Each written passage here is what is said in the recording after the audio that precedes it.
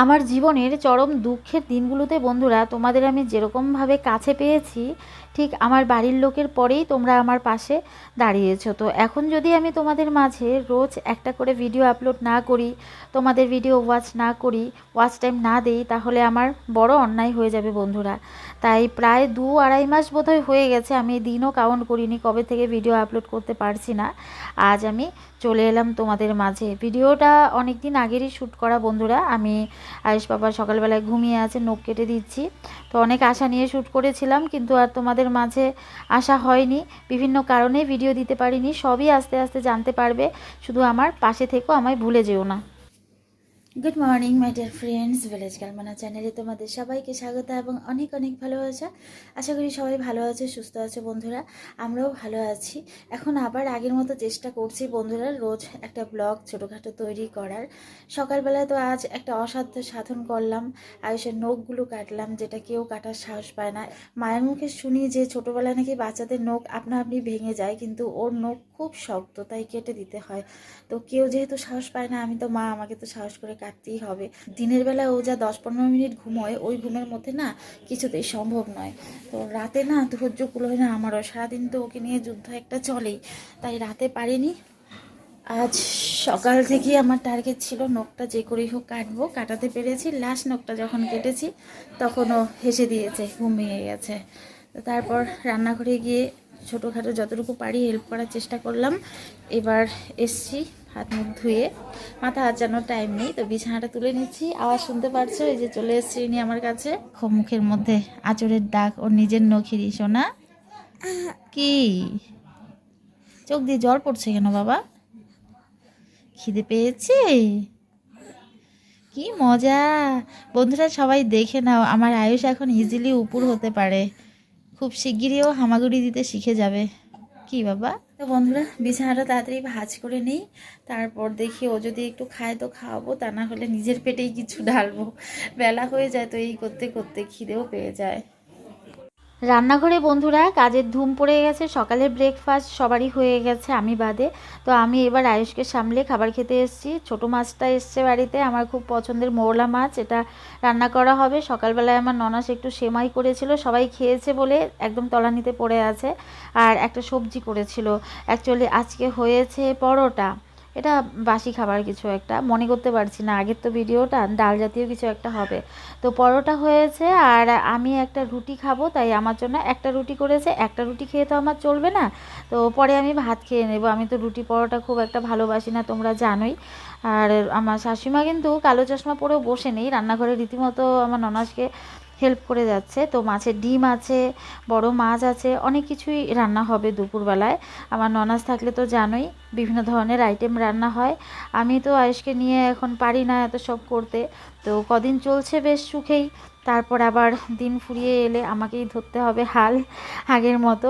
সে আমি কাজকে ভয় পাই না, যেহেতু গ্রামের মেয়ে, কাজের মধ্য দিয়েই বড় হয়েছি, মাকেও কাজ করতে দেখেছি, তাই আমার কাজ করতে কোনো আলসিও আসে না। আমি জানোই কতটুকু পরিশ্রমী, তোমরা যেহেতু আমার পাশে আছো অনেক দিন থেকে, তোমরা আমাকে আমার থেকেও বেশি চেনো। নিজের কথা নিজে বেশি জানা যায় না, অন্য কেউ পাশে থেকে দেখলে সে ভালো ভুল ত্রুটিগুলোও ধরিয়ে দিতে পারে, আর ভালো কিছু হলেও সেই বলতে পারে। নিজেরটা নিজে বলা যায় না, আর বলা ঠিকও নয়, আমার মনে হয় তাই। তো এবার আমি রুটিটা খেয়ে নিচ্ছি বন্ধুরা, বেশ ভালোই লাগছে। ছোটো মাছটা বন্ধুরা মেনলি পেঁয়াজ দিয়েই হচ্ছে, সঙ্গে একটু টমেটো দিয়েছে। তো আমাদের রান্নাঘরে আজকে একটু তাড়াহুড়োই আছে, কারণ আমরা এক জায়গায় যাব, কোথায় যাব সেটা নিশ্চয়ই তোমরা দেখতে পারবে, তোমাদের সঙ্গে নিয়েই যাব। তো দুপুরে রান্না খাওয়া করে তারপরেই বেরোবো। চোখ অপারেশনের পরও কিন্তু পান খেতে কোনো মানে কার্পণ্য করছেন না আমার শাশুড়ি মা।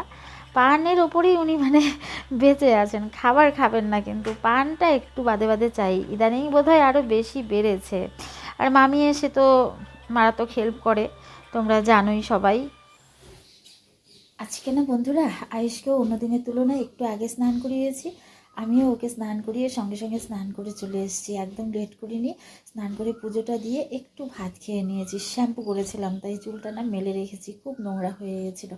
অ্যাকচুয়ালি আজকে এক জায়গায় যাওয়ার কথা আছে, আমাদের ইনভাইট রয়েছে, তো তাই বন্ধুরা সকাল থেকেই সবাই মিলে তাড়াহুড়ো করে প্রস্তুতি নিচ্ছি। তা এখন আয়ুষ ঠাম্মির কোলে ঘুমোচ্ছে, তা আমি ভাবলাম এই সুযোগে মাথাটা আছড়ে ড্রেসটা পরে নেই, ওর ঘুম ভাঙলে তারপর ওকে রেডি করিয়ে দেবো। ওর জামা কাপড়গুলো গুছানো হয়নি, এক্সট্রা জামা কাপড় তো কিছু নিয়ে যেতে হবে, আকাশটাও একটু ক্লাউডি মনে হচ্ছে, তাই একটা ফুল হাতা ড্রেসও নিয়ে যাব ভাবছি। আসলাম।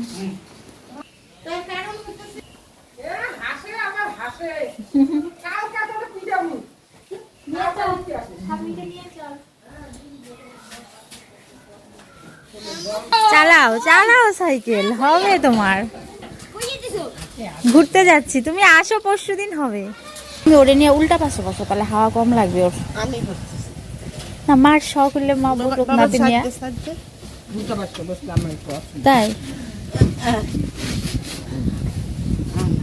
বাহ, তোরা তো লাল লাল রে।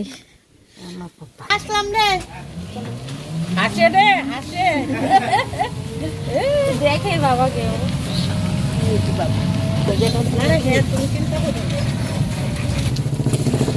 ঘানির তেলটা ভয় পাচ্ছিলাম, ঘানির তেল দিয়ে কিছু হয় না, এই সাবানটা মনে হয়। দেখো এখন বড় বড় গাড়ি দেখতে পারবে। কোন দিক দিয়ে যাবো? এদিক দিয়ে কাছে হতো না, ভাই আমরা কই যাই? চলো চলো।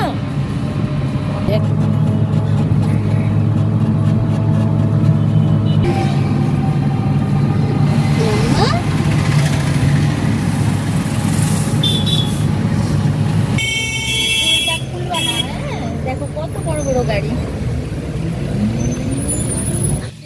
পড়ে যাবা। হ্যাঁ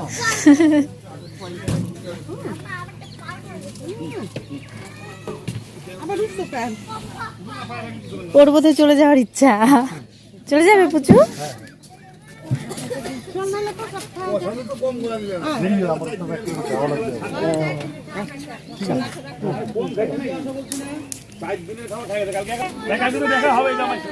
দেখো পাপা, দেখো কত বড় হাম্বু, দেখো এই দেখো, দেখছো কত বড় হাম্বু।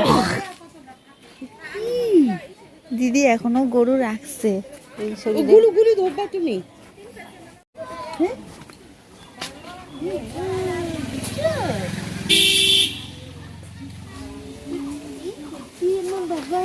হাম্বুটাও তোমাকে দেখেছে।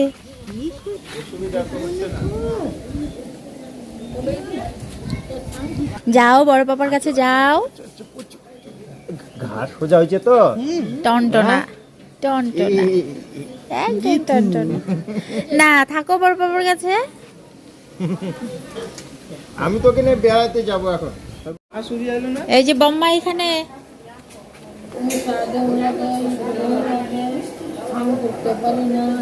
তোমরা তো সবাই বুঝতেই পেরেছো বন্ধুরা, আমরা সবাই মিলে আজ কোথায় এসছি আমার মাসি শাশুড়ির বাড়ি। আমার বিয়ের পর থেকেই না বন্ধুরা এই বাড়িটা আমার কাছে খুবই আপন, খুবই কাছের। এখানে এসে আমি আমার বাড়ির মতো আনন্দ উপভোগ করি। একদমই গ্রাম্য পরিবেশ, বাড়িটাও বিশাল বড়, আর অনেক গাছপালা রয়েছে বাড়িতে, পেছনে জমি রয়েছে চাষের। খুবই ভালো লাগে, খুবই শান্তি পেতাম। কিন্তু এখনও বলবো না খারাপ লাগে, তবে একটা অভাব, যেহেতু এখন আর মাসি শাশুড়ি মা নেই, তাই ওই অভাবটা সারা জীবনই ফিল করব। আর আমার সবচেয়ে বেশি ভালো লাগতো কেন জানো, আমার মাসি শাশুড়িমা ছিলেন একজন মহিয়সী নারী। অনেকটা আমার মায়ের চরিত্রের সঙ্গে মিল রয়েছে। আমার মা জীবনে যেরকম স্ট্রাগল করেছে, এই মাসি শাশুড়িমাকেও সেরকম স্ট্রাগল করে ছেলে মেয়েদের বড় করতে হয়েছে, তো তাই আমার খুব ভালো লাগতো এখানে। তবে বন্ধুরা আমার মা এবং আমার দুজনের মনের মধ্যেই একটা আকাঙ্ক্ষা থেকে গেল।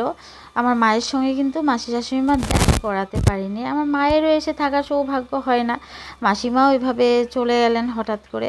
তো আজকে কিন্তু মাসির একটা কাজেই এসেছি। মাসি চলে যাওয়ার 45 দিনের মধ্যে একটা, 45 দিনের মধ্যে না, 45 দিন পর একটা বৈষ্ণব সেবা দেওয়ার কথা ছিল। মাসি বলে গেছিলেন, মানে মাসি জীবদ্দশায় বলতেন আর কি, উনি চলে গেলে যেন এটা দেওয়া হয়। তো ওই অনুষ্ঠানটাই আজ করা হয়েছে। উঠোনে সবাই মিলে খেতে বসেছি। সবাই রয়েছে, কিন্তু একজনের অনুপস্থিতি প্রতিটা মুহূর্তে মনে পড়ছে। লাস্ট যখন বৈষ্ণব সেবায় এসেছিলাম, মাসি মানে জীবিত থাকাকালীনও বছরে একবার বৈষ্ণব সেবা হতো বড় করে, তো তখন মাসি খালি পায়ে সবার কাছে ঘোরাঘুরি করছিলেন, সবাইকে সমাদর করছিলেন। তো সেই জিনিসগুলো না চোখে ভাসছে, মানে খেতে হচ্ছে, খাচ্ছি, কিন্তু তৃপ্তি করে খেতে পারছি না। এবারের অনুষ্ঠানটা খুব একটা বড় করে হয়নি, কারণ আমার জায়ের শরীরটাও না বন্ধুরা খুব একটা ভালো নেই। তো কি সমস্যা চলছে সেটা তোমরা ভবিষ্যতে জানতে পারবে আমার ব্লগে। হয়তো যা আসছে শুভ দিনই আসছে মাসি চলে যাওয়ার পরও, সেটা আজকে গোপনই থাক। তো বন্ধুরা, আমার আয়ুষ পাপাকে তো দেখছো, বড় পাপার কোলে ঘুরে বেড়াচ্ছে আনন্দে, আর পাশে বসে রয়েছে এক ভদ্রলোক, দেখতে পাচ্ছ, উনি আমাদের সম্পর্কে জামাইবাবু হয়। ওনার হাইটের জন্য ওনাকে আমার খুব ভালো লাগে। আর এই যে দেখতে পাচ্ছ, ইনি এদের পোষ্য, কোনো ক্ষতি করে না। কিন্তু এবার বন্ধুরা একটু ঘরে এসেছি, সবাই মিলে একটু ফটো তুলে রাখছি মেমোরি হিসাবে। এখানে সব আত্মীয় স্বজনরা রয়েছে, আমার শাশুড়ি মা ননাসও রয়েছে। তো এবার কিন্তু বন্ধুরা আমার চলে যাওয়ার সময় হয়ে এসছে, বেশি আমি লেট করব না। কি খুশি, মাম্মাম কি খুশি হচ্ছে, আমি তো যাবো না এখন। বড় পাপার কোলে ভাল লাগে। হ্যাঁ ওই এসে কই জামাই বাবু কই? দাদা, বিকাশ দাদের বাড়ি কোনটা গো?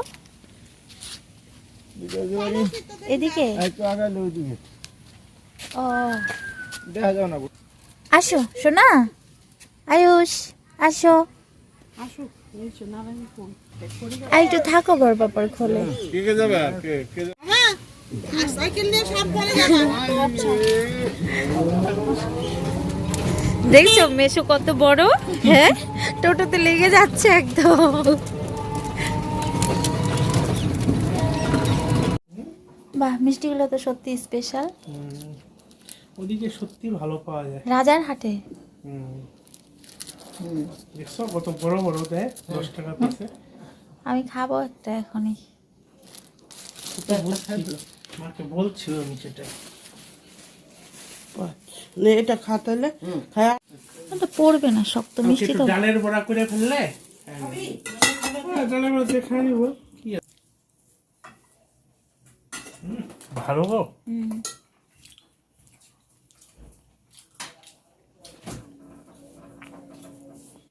জিজু বাইরে কোথাও গেছিলো, তো ওখান থেকে কালাকাঁদ এনেছে, ভীষণই টেস্টি ছিল, কিন্তু মানে আঁশ মেটেনি। আরেকটা হলে ভালো হতো। আসলে মিষ্টি খেতে খুব ভালোবাসি, তো তাই একটুতে না মন ভরে না যদি ভালো কোয়ালিটির মিষ্টি হয়। আয়ুষ যখন পেটে ছিল তখন জানি না, রসগোল্লাটা একদম খেতে পারতাম না, তখন শুধু ড্রাই মিষ্টিগুলো খেতাম। আমার কিন্তু মিষ্টি অল টাইম ফেভারিট, মানে ছোটোবেলা থেকেই মিষ্টিই বেশি পছন্দ করি। তো এবার একটা কাজ করব, 2-3 দিনের পেন্ডিং কাজ।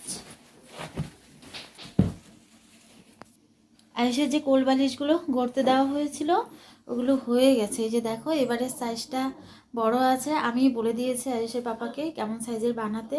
বোধহয় সাইজটা এবার ঠিকই দিতে পেরেছি, তাই না বলো? আগেরগুলো তো একদমই ছোট ছিল, গোপাল ঠাকুরের ইউজ করতে পারিনি। তো এগুলো না কভার লাগানো হয়নি বলে ইউজ করতে পারছি না। এই যে কভারটাও নিয়ে এসছে এই দোকান থেকেই। আমার ইচ্ছে ছিল কি গলা বসে আসছে কেন, আমার ইচ্ছে ছিল ওই যে বিভিন্ন ধরনের কার্টুন টার্টুন প্রিন্ট করা থাকে যে কাপড়গুলো, ওগুলো কিনে কভার বানাবো।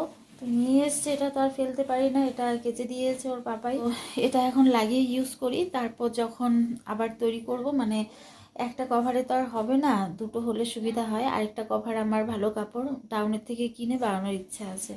তো কভারটা লাগিয়ে নেই, তারপর রাতের খাওয়া দাওয়া হবে। প্রসাদ দিয়ে দিয়েছিল সরা, দেখেছো। এছাড়াও বোধহয় সবজি পাঠিয়েছে, দিদিভাই টিফিন বক্স নিয়ে গিয়েছিল প্রসাদ আনার জন্য। তো রাতে আর আমাদের সেরকম কিছু করতে হবে না, দুপুরে যে রান্না করে যাওয়া হয়েছিল সেগুলোই রয়েছে। আমরা তো আর দুপুরে সেরকম খাইনি, জাস্ট এক মুঠো ভাত খেয়েছিলাম আমি। রাতেবেলা শুধু ভাত হয়েছে। আমি এই কভারগুলো লাগিয়ে দেখি আজকে ঘুম পাড়াতে পারি কিনা। আজকে জিজু রাতে ভাত খাবে না, দুপুরবেলা দিদিভাই ডাল তরকারি সব দিয়ে দিয়েছিল, সব আছে, তাই চলে গেছে। আকাশটা খারাপ তো, খেতে গেলেই দেরি হবে। যদিও খেয়ে যেতে পারতো, ভাত হয়ে গেছিল, কিন্তু বললো আছে বাড়িতে, তাই আর দিদিভাইও জোর করেনি।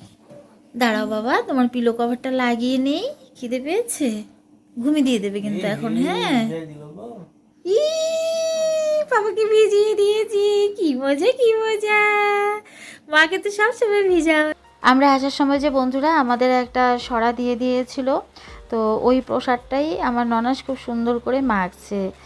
দিদিভাই তো জানোই মাখামাখিতে খুবই এক্সপার্ট, তো সবজিও দিয়ে দিয়েছে এক্সট্রা অনেকটা। আমরা যেহেতু অবেলা ওখানে খেয়েছি, বাড়ি থেকেও একটু ভাত খেয়ে গেছিলাম, তাই খুব একটা খিদে নেই।